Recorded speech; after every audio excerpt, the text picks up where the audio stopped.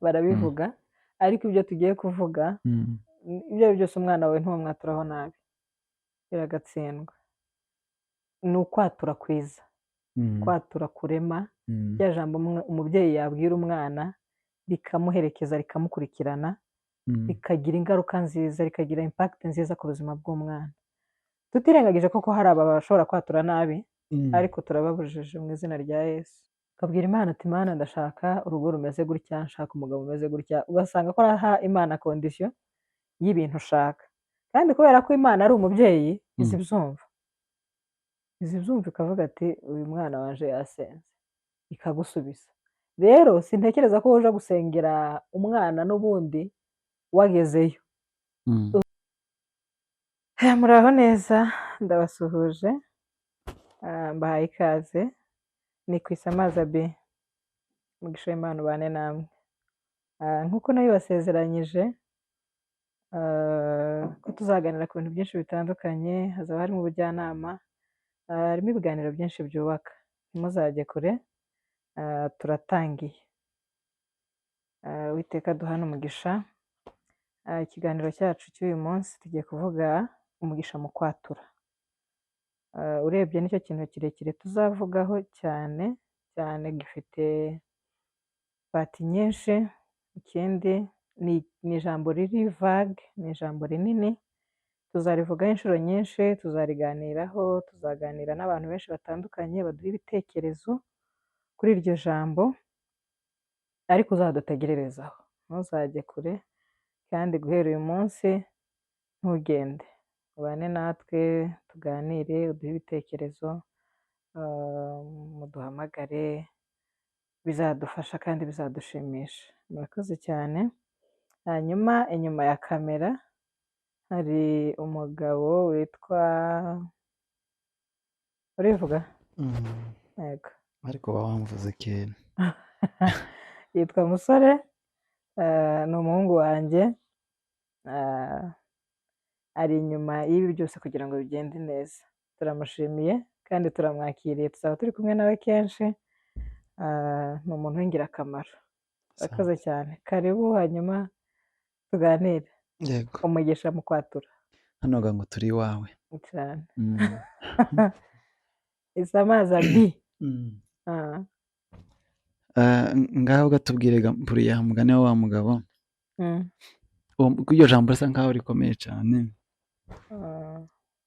umurongoga rirakomeye ariko hamwe n'Imana tuzabishobora n'abantu tuzabishobora tuzariganiraho inshuro nyinshi kugeza igihe abantu bazabyumvira yego gusa ririmo ibintu byinshi ririmo topic nyinshi zitandukanye ariko ijambo nyamukuru ni umugisha mu kwatura nk'uyu munsi umugisha mu kwatura tugiye kuvuga umubano hagati y'abana n'ababyeyi ni iryo jambo tugiye guheraho umubano w'ababyeyi n'abana uburyo ababyeyi bagomba kubana n'abana cyangwa bashobora kubana n'abana bakaba inshuti zabo bakaba abantu bo ku mutima ntiduterere iyo kuko icyo kintu nkimaranye igihe kinini numva ari ikintu kindi ku mutima nshaka ko tuvugaho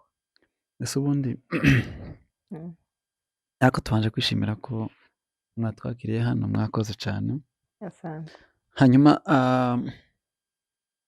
turaganira muri kino kinyejana cyangwa n'ikizaza kubera ko hari igihe ababyeyi bamwe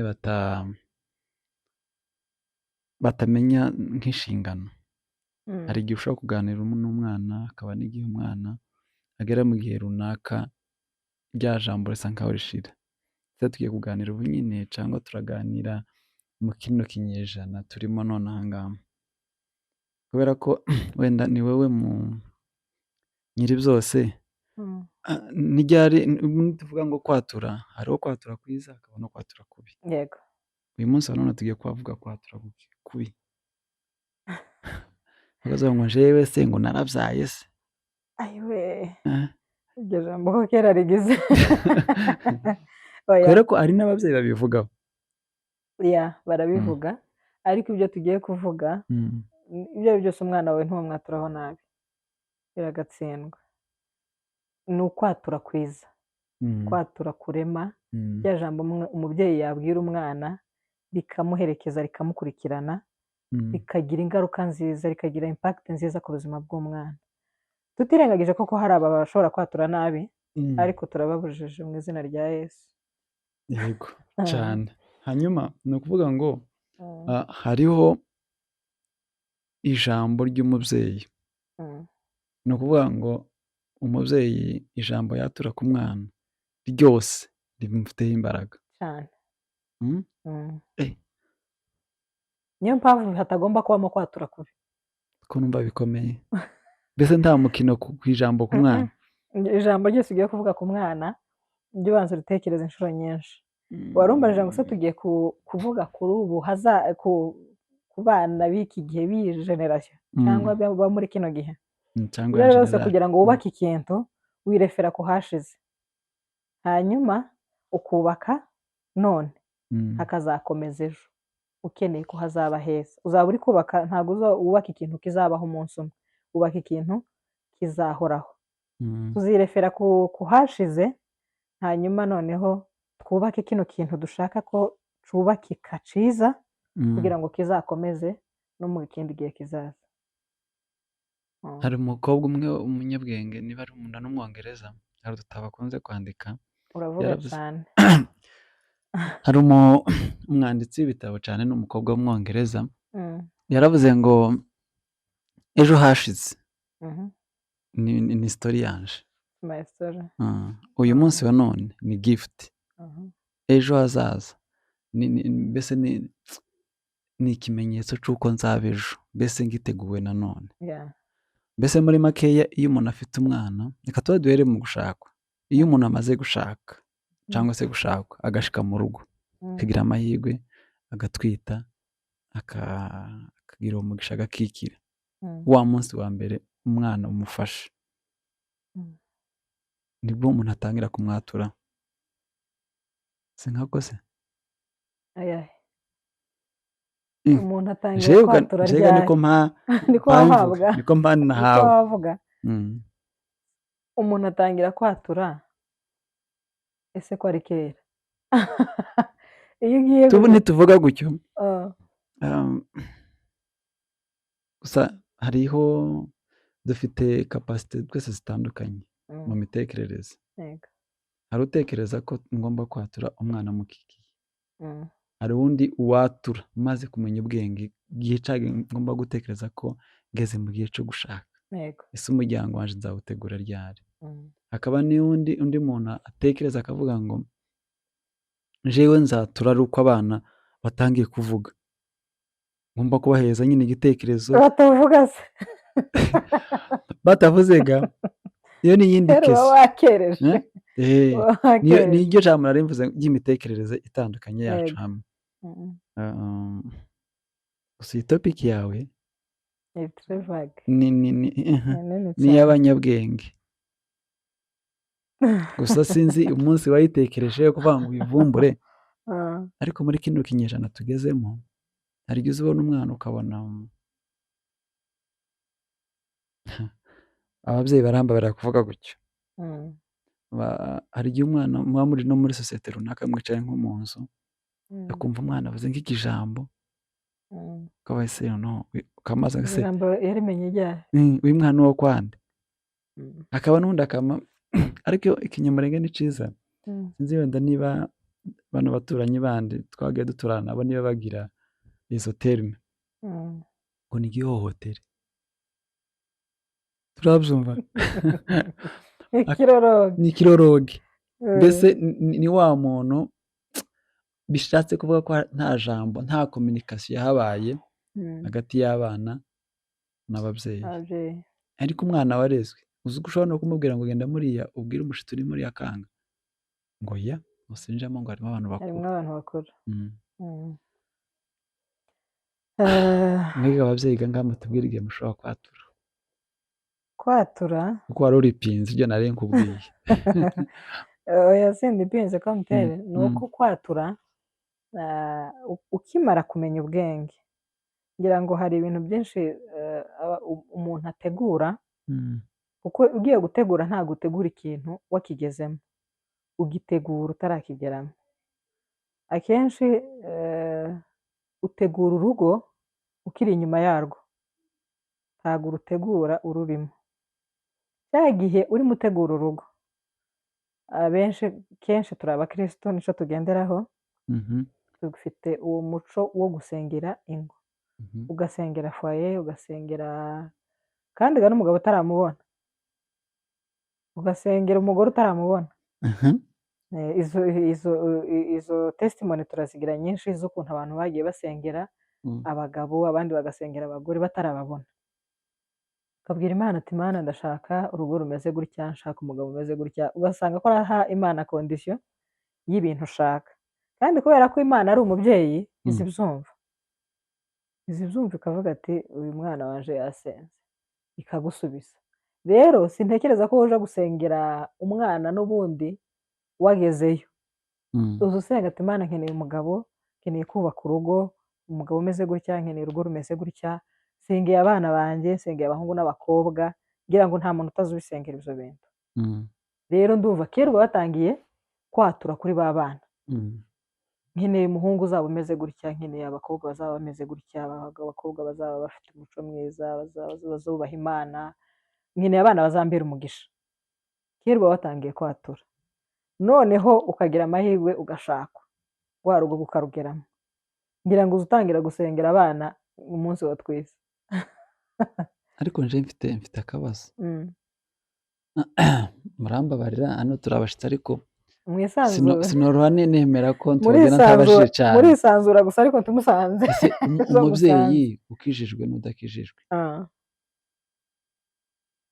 ayo magambo kurumva ameze gute? Ni ryari wamenye ko ari igihe cyo kuganira n'umwana, kumwatura mu rugo? Reka mvubaze nk'ibibazo nka bibiri ariko birimo kimwe. Umubyeyi, hano hari ababyeyi babiri, umwe ukijijwe n'udakijijwe, umukene n'umutunzi. Noneho muri aba ngaba ni ryari habaho kwatura? Ni hehe wakwaturira umwana? Ni uwuhe mwanya wakwaturira umwana? Urakoze. Icya mbere wari ubajije umubyeyi ukijijwe n'udakijijwe. Simvuga umubyeyi udakijijwe kuko simuzi. Icyo ni kimwe. Kubera ko hano iwawe uzakigwa n'abantu, harimo abantu benshi. Yego. Noneho reka mvuge kano kantu, sibyo? Hari umwana muto wifunguye ino video, under 15, sibyo? Yego. Ari muri iyo ka. Ntaramenya ikibi n'iciza. Yego. Hari umubyeyi ugutegereye uno munsi wa none, ariyo muri iyo ka. Kandi gukizwa nyine harimo ibintu byinshi bisigaye byaraje. Gukizwa ntabwo ari ukujara musirimbe. Impamvu nari mvuze ngo simvuga ko udakijijwe, ni uko njyewe navuze kuri twebwe abakristo. Naho udakijijwe wica n'umuvugaho, ni uko nta muntu wokwifuriza umwana w'ikibi. Siko babyumva? Nta muntu wokwifuriza umwana w'ikibi. Habe niyo yoba adakijijwe, azavuga ngo Mana umpere umwana umugisha. N'abandi badakijijwe kereka umuntu wenda utazi Imana, utazi ko Imana ibaho. Ariko ibyo rero abantu benshi bazi ko Imana ariyo muremyi. Nubwo babisobanura kwinshi, hari abemera Imana, hari abemera ibindi. Ariko n'abemera ibindi baza bavuga bya bindi bemera, bakavuga ngo umpere umwana umugisha. Ntawe wo kwatura umwana wiweho nabi. Ngira ngo wari ukijijwe n'udakijijwe, icyo twese tugihuriyeho. Twese twatura neza ku bana bacu. Tugomba kwatura ibyiza. Nta wishimira ko umwana wiwe aba mubi cyangwa aba wananiranye. Twese icyo kintu tugihuriyeho. Niyo mpamvu nari mvuze ngo kwatura neza ni umugisha ku mwana. Noneho cyane cyane kuri twebwe dukijijwe, dusenga, dutangira gusengera umwana kera nyine icyo gihe cyose nahereye. Noneho watwita ugasenga buri munsi, kubera ko akenshi nk'abamama tuba dufite n'ubwoba bwo kubyara, habamo amarisike menshi, uhatakariza ubuzima, tubuzi ngo umwana utwite ameze gute, uzamutangira gusenga umunsi wamenye ko utwite, uzampa umwana muzima, uzampa umwana ufite ingingo zose, ibyo bintu nta muntu utazibitekereza, habe niba wowe udakijijwe, ndatekereza ko nta muntu utazibitekereza. Guca ruvuze ngo umwana uri underage ufunguye kino kiganiro wumva atanabisobanukiwe cyane, utaramenya ikibi n'iciza, nawe agomba kumenya ko gusengera urubyaro bidasaba kuba uri umukirisitu cyangwa uri umupagani. Kwatura ijambo ku mwana wawe ntibisaba kuba uri umukirisitu cyangwa uri umupagani, gusa uri umukirisitu ni akarusho, ariko kwatura ijambo ryiza ku mwana wawe ni umugisha utagira uko usa. Ariko njye numva ko hari ababyeyi bamwe bazaba kambyite gutyo, hano ko turaganira, hari igihe usanga umubyeyi rimwe na rimwe adaha umwanya abana, tuvuge wenda ni bizi, ataha bwije akagenda bwije, n'igihe yabonye umwanya agasa nkaho ntabifitiye umwanya cyane, ejo ugasanga n'umwana karakora n'ibindi bintu bibi bitagombye gukorwa, ariko aho ngaho uhita wibuka kuvuga ngo uyu mubyeyi byose hari ahantu yatereye. Rero uyu wacu bose iki gitekerezo ufite ni cyiza, ariko akabazo kanje naka, nihe wabwirira umwana iryo jambo? Ni igihe mwamurya, ni igihe mwasohotse, nihe? Kwatura umwana aho ijambo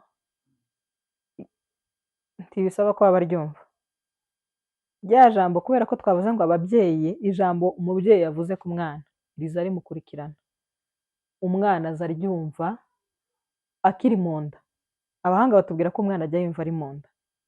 Iyo umubyeyi yishimye atwite, wa mwana aza avuka yishimye. Iyo umubyeyi yababaye atwite, wa mwana amarangamutima yaza avuka akomeye, kugira ngo umwana aganirizwa akiri mu nda. Hanyuma tuzagenda tubivugaho ibintu byinshi, ariko cyane cyane ndumva umuntu yaganiriza umwana. Cya gihe ababyeyi dutaha turi bize, ugomba gutaha ukamenya uko abana biriwe, umwana akaba inshuti yawe. Numvaga ndi buhere cyane cyane hasi ukuntu umuntu aganiriza umwana akiri mutoya, muto ataramenya no kuvuga. Kwa kundi ukinisha umwana, umusekera, umuganiriza. By the way, hari umuntu twigeze kuganira arambwira ngo ntiyari azi ko umwana azaganirizwa ari mutoya. Abyara umwana, kwa kundi umwana aba ari mutoya, akamukorera ibyo agomba kumukorera, akamwonsa, akamuryamisha. Ntavugisha umwana.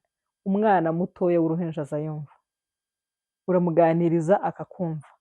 Cya gihe nicyo gihe utangira kuganiriza umwana, utangira kwaturaho umwana ibintu byiza. Kwa kundi wakinisha umwana, wamuganiriza, ukabwira tuzavamo umuntu ukomeye, uri imfura, uvuka mu muryango w'imfura, uri umukirisitu, umenye Yesu. Umuvugabutumwa yavuze ati tora Imana.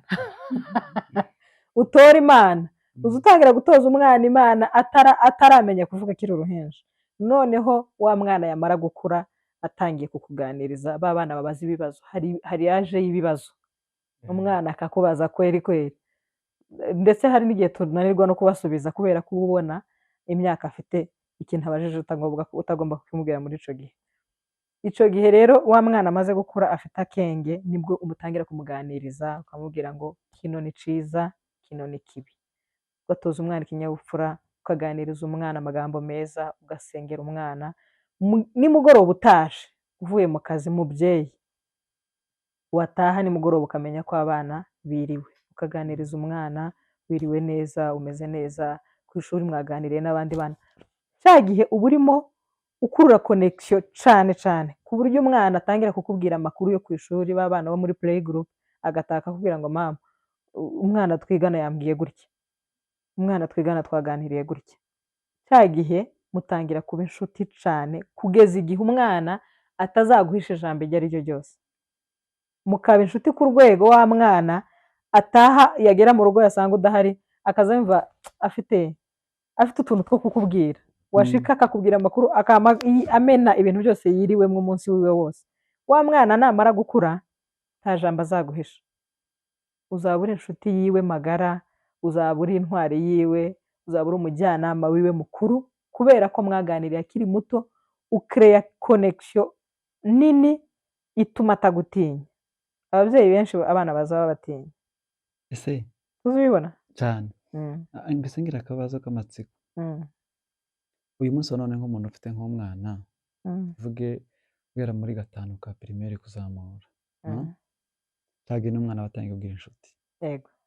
Ni ngombwa ko umubyeyi amenya inshuti z'umwana? Cyane. Cyane. Uzimenya ryari se? Uzimenya kubera ko wa mwana wawe ari inshuti yawe. Kubera ko ari inshuti yawe, arakubwira ati mama, inshuti yanjye yitwa gutya. Turigana, turasengana, muri ba bana basengana haba harimo n'inshuti. Arakubwira ati umwana w'inshuti yanjye yitwa gutya. Noneho kubera ko muri inshuti muvugana, wa mwana akubwira n'inshuti ziwe. Ariko iyo mutari inshuti, ntabwo ashobora kuzikubwira. Uza gutungurwa no kumva ngo umwana runaka ni inshuti y'umwana wawe ubyumviye hanze. Ariko ibyiza ni uko wabyumvira mu rugo. Umwana akakubwira ati inshuti yanjye ni uyu. Hanyuma ni ukuvuga ko ngereranyije n'ukuntu hano dusobanuriye, ni ukuvuga ngo mbere ko abana baje ku ishuri, mu gihe bari ku ishuri ukabyuka mu gitondo ukamenya ko babyutse, cyane umenya ufite urutege rukeya, ufite urutege, ukamubwira ngo n'umunsi wa none urakomeye, uratsinda, uragira gute. Ni ukuvuga ngo rya jambo ushobora kugira imbaraga ku mwana. Riteye ubwoba. Umwana arabyuka mu gitondo, nari mpereye ku mwana nijoro iyo utashe, ukaganira nawe, ukamubwira amakuru yose uko mwiriwe, nawe ukamubwira ayawe. Hanyuma iyo umaze kumubwira gutyo, murasenga, ukamusengera akaja kuryama. Mu gitondo ukabyuka ukamenya uko abana baramutse. Mbese rya jambo ababyeyi basaba ngo ariko kanaka we ngo ni ukuryamira gusa, abandi bose bagiye bakoze ava nk'umugabo. Oya, gusa nama mbona kuryamira umwana adafite icaje atari buje ku ishuri, aba agomba kuryama akaruhuka. Mbese rya jambo ntirigomba gukorwa. Aya. Ariko tutirengagije ko nyine hari n'abana bagira ibitotsi byinshi cyane. Abana baratandukanye. Hari abana basinzira cyane, hari abana batagira ibitotsi byinshi, hari abazinduka, niyo atagiye ku ishuri saa 12 ukamusanga muri ariko wa wundi nawe ugira ibitotsi ukeneye kuryama, atari bujye ku ishuri, nta wundi murimo azinduka akora, ugomba kumureka akaruhuka. Ariko mu gitondo mbere yo kujya ku kazi, ukamenya uko abana baraye, ukamenya uko abana bazindutse. Mu gitondo ukazinduka batura amagambo meza. Mu gitondo yajya ku ishuri, uri kubategura, uri kubatunganya, kubabwira ati bana banjye muri ab'agaciro, muzagera kure, muri ni mwebwe, ndi mwebwe b'ejo hazaza. Nkeneye ko muzavamo abantu beza, ukabasengera, ukabatura amagambo meza. Umwana yasohoka, agasohoka mu nzu ahaseka, yishimiye yasohoka akaza yifuza gusa kandi kugaruka mu rugo, akifuza kugaruka asanga mama mu rugo, akifuza gutaha asanga umubyeyi mu rugo. Kubera ko iyo agiye ababaye utazayirirwa neza. Ibyiza rero ni uko wamuganiriza, wamutegura, ukamubwira neza, akitegura akajya ku ishuri, aza yirirwa ameze neza. Yagera niyo yagiye ku ishuri, ni cya gihe bimwe twavugaga ubushize mu kiganiro twakoze ubushize, iyo ageze iyo yagiye, kubera ko wamwigishije neza, wamutujije neza, azabwira n'abandi neza, azabana n'abandi neza iyo yagiye, akaganira n'abandi neza. Bya bindi yavanye mu rugo, ya soko nziza yavomye mu rugo, azagera iyo yagiye akayisakaza. Ni ukuvuga ngo ababyeyi bafite umurimo ukomeye. Ubundi Bibiliya ivuga ngo umugisha, hari imigisha itagomba gushidikanwaho. Ni umugisha uva ku Mana n'umugisha wahawe n'umubyeyi. Ni imigisha idashidikanwaho, kondisiyo yose ni kwa none. Noneho kubera ko itopiki yari nini cyane, umubyeyi utaragize uwo mugisha, utaratuweho neza, noneho akaba yabyara, biragoye. Background y'umuntu izimukurikira, kubera ko ntiwotanga ico udafite. Iryo jambo nkunda kurikoresha cyane. Umuntu azatanga ico afite. Iyo utagifite rero, udafite ya background nziza, utaratuweho rya jambo, utaraganiriye n'ababyeyi, utarabaye inshuti n'ababyeyi, kurera biragoye. Ariko ntitwabyishoboza n'ubundi. Dushake tugaruke kuri iri jambo. Kurera ntitwabyishoboza. Bibiliya ivuga ngo dushobozwa byose na Kristo uduha imbaraga. urabyiga, ni ishuri wojyamo, wabishaka ugakora short course, ugakurikirana ibiganiro bijyanye n'ibyo bintu, ugakurikirana abantu babivuzeho, kugira ngo urugo rwawe rureke kuba kopi conforme n'uko wakuze, abana bawe bagira umuco utandukanye n'uwawe. Izo ari zose iyo umuntu atarezwe neza cyangwa adafite ikintu cyiza aba abizi ko atagifite. Niyo mpamvu wowe kubera ko wiyizi, njyewe mubyeyi niyizi ko mfite iyo faiblesse yo kuba ntararezwe neza, ntaragize amahirwe yo kubona buriya burere, ngomba kubishakisha hasi no hejuru. Hamwe n'Imana birakunda, urasenga ukavuga ati Mana ngiye gutangira runo rugo, mfite intege nke hano hantu, ariko uzamfashe Mana iwanjye kino kintu ntikikagaruke. Icyo kintu kirimo ikintu kinini cyane, kirimo ibintu byinshi tuzogenda tuvugaho, kubera ko ugomba kwidekonekita na bwa buzima wabayemo, ugafata ikindi cyerekezo gisha cyo kugira ngo uzabashe kurera neza abo uzaba ufite mu nshingano. Hanyuma umwana udafite amahirwe yo kwaturwaho n'ababyeyi,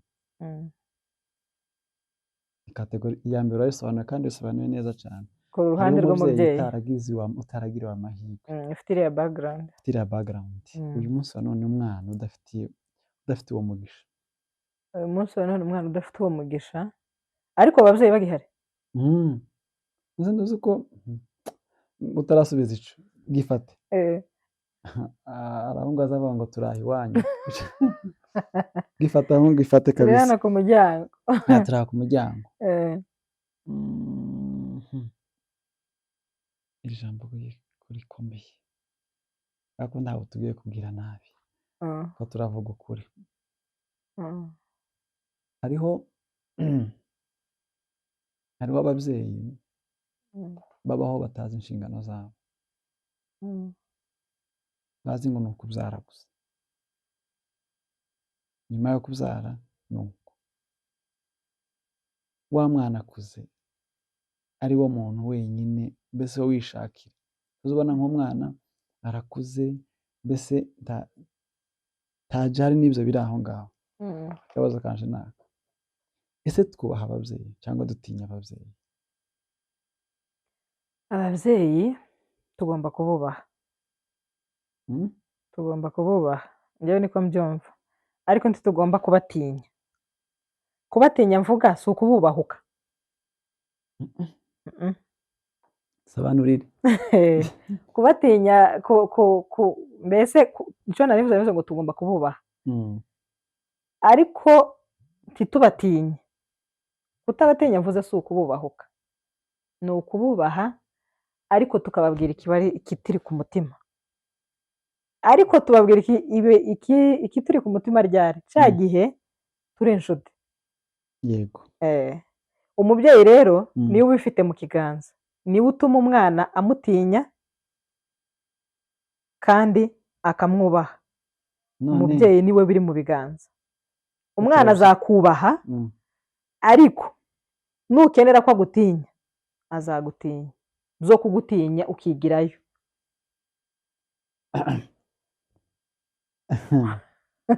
Ni ukuvuga ngo kubera iki tuvuga ngo ngo urabizi ngo papa, hari abenshi usanga kujya mu rugo usanga abantu batandukanye, hari abana batinya se, hakaba n'abandi batinya nyina, ugasanga abana ni inshuti, nyina si cyane, kubera ko ariko usanga ibyo bintu birahaba. Yego. Usanga hari kategori imwe y'abantu, nije uko musanga umuntu aravuze imbere mu bandi, ngo papa nta kibazo yigirira, ariko mama umukobwa w'akanaka,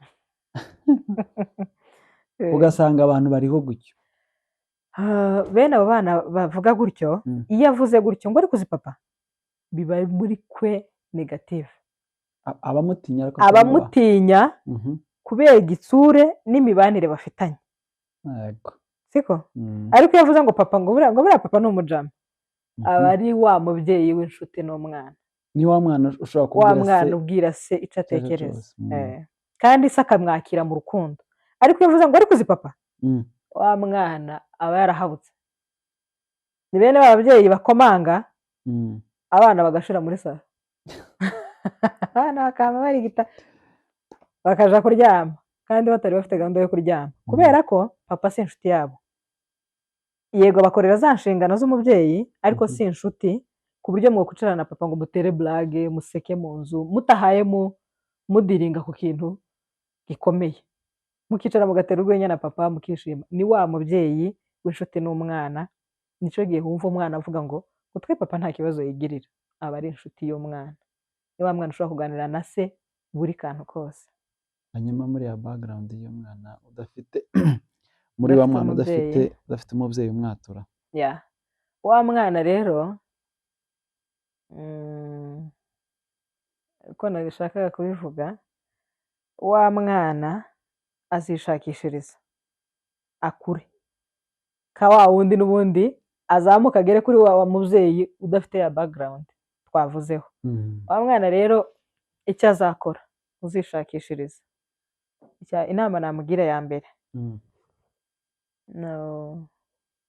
aziga kandi abyiga akiri muto kuko agize amahirwe nibuze azafungura kino kiganiro akiri umwana acumva. Agize amahirwe, aya ni amahirwe uwo mwana agize kuko abana benshi ubu nyine basigaye bafite amatelefone ba accessinga network byoroshe. Aya ni amahirwe agizwe yo kubasha kumva kino kintu wenda akiri umwana mutoya kuko wenda mu gihe cashize nkatwe ubwo bushobozi ntitwari tubufite, amatelefone yari ataraza, network yari itarakwira ahantu hose, ariko ibo bafite amahirwe yo kuba ashobora gushakisha ikintu ciza agishakisha akiri mutoya, akure yirwanaho kuko wenda uwo mubyeyi we ntagihindutse ariko uriya mwana ashobora guhinduka, agahindurwa n'iri jambo yumvishije uyu munsi n'andi menshi azagenda ashakisha kuko twakijijwe. Hari abantu bakijijwe bavuka mu miryango idakijijwe. Uwo mwana ahere aha ashakisha ikintu ciza kuko birahari, areke gufata ikintu kibi. Numva ariyo nama nagira uwo mwana. Wenda tugana ku musozo. Muri makeya buri munsi umubyeyi agomba kwatura utitaye ngo ni ijambo ugarutseho kenshi cyane, ahubwo ribaye nka siroga mu nzu n'abana bagakura bazi ko iri jambo mama ajya rivuga. Mbese ni byiza cyane, ni byiza cyane mu bwonko bw'umwana, bimukuriramo niyo yakuze akagenda akagera iriya aho atazaba ari kumwe n'umubyeyi, azibuka avuge ngo mama menya ubwenge bwa mbere numva ijambo rya mbere mu matwi mama yambwiye gutya. Aha urakomeye. Hanyuma ikindi mbaza wenda murambabarira hano ndi umushyitsi ariko naje nkaho naje kubaza hano nakubwiye ngo wisange. Ngiye kubaza ibibazo bibiri.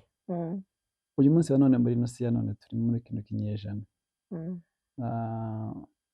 ni igihe dufite ikoranabuhanga ryinshi kandi ryigisha byinshi. Umwana asigaye akura akaba afite telefone, ya telefone akayibonaho ibintu byinshi, ibyo umubyeyi atamubwiye, ibyo atasanze mu muryango ariko karibonera hano hanze mu bo bangana, mu baruta, mu nshuti, mu bavandimwe. Ibyo ngibyo ni ryari umubyeyi agomba kubikuramo umwana akamwereka ko ari biri hanze n'umuco wabo. Yakoze cyane, icyo kibazo ni cyiza. Turi mu isi irimo yihuta cyane, iterambere, noneho iyi interinete yo ni ibindi bintu, ariko turi bubihagarike. Kandi wa mwana nturi bumwime telefone, n'uyimwima n'uyimwaka afite televiziyo iri muri salo, ntazareka ku accessinga. Ahubwo kwa kundi uganira n'umwana kubera ko uri inshuti ye, uzanyumvira ati mwana wanjye ibi bintu urimo ubona ni iby'isi, ni sisiteme isi irimo yubaka, ariko ijambo ryanjye nk'umubyeyi, mwana wanjye ibintu ntukabiha agaciro. Reka nguhe urugero rw'ikintu kimwe. Hari ibintu by'abarezibiyene cyangwa n'abarezibiyene, sinzi ukuntu bazabita, katubite gutyo. Ni abantu babana bahuje ibitsina, abahungu babiri cyangwa abakobwa babiri. Ririya jambo ni ijambo ugomba kubwira umwana akiri muto cyane, muto. Ukavuga ati kino kintu uhabona, zino filime uri mu kubona zikina bino bintu, iyi mikino yose ubona, kuko ni ibintu bisigaye byarabaye ahantu hose kuri social media, amafilime niyo ari mu gusohoka, za nyigisho za mbere abana bahabwaga z'ibanze, ubu nyine nizo basigaye batanga kuri televiziyo. Noneho ukamubwira ati mwana wanjye, kino kintu twebwe ntitucemera, turi abakristo, kino kintu ntitucemera. Usibye no kuvuga ngo turi abakristo, mu muco wacu kino kintu nticemewe. Ndi umubyeyi, ndi nyoko, kino kintu nticemewe. Rya jambo uko wagenda urisubiramo umwana aza agenda aryumva mu mutwe. Igihe azaza guhura naryo azovuga ngo mama yarambwiye ngo kino kintu mu muryango wacu nticemewe, mu muco wacu nticemewe, turi abakristo, kino kintu nticemewe. Kandi umwumvishe buryo ki kino kintu kigira ingaruka mbi, umubwire ingaruka, ntumuhishe, kubera ko ari inshuti yawe, nta kintu uzamuhisha, kuko nukimuhisha hanze hazakimubwira. Yego. Ganiriza umwana, ube inshuti ye, umuganiriza ikintu cyose utamuhishe, umubwire amahitamo meza n'amahitamo mabi ahakuganisha. Ngira ngo kirasobanutse. Urakoze cyane. Niba uri umubyeyi ufunguye ino video, wicare hasi kabisa utuze tuganire. Kandi abizi ko muri kino kinyejana hariho amacano menshi arimo kategori zose. Yego. Ubu nyine nta kintu na kimwe, nta kintu washaka ngo ukibure. Ariko igikenewe cyane niyo kintu. Kuko niba ushaka ko umwana wawe ejo azavugwa neza, niba ushaka ko uzavugwa neza, niba ushaka ko wowe uzaba intangarugero, wicara hasi dutuze. Niba ushaka ko izina ryawe ritazasibama, uzahera ku kwigisha umwana wawe. Dutuze. Yego. Twogana ku musozo. Murakoze cyane abantu bakurikiye kino kiganiro. Intangiriro yose iragora, ariko reka dutangire kandi tuzagera kure, kuko kwigisha umwana uzaba urimo wigisha sosiyete. Imana ibahe umugisha. Murakoze.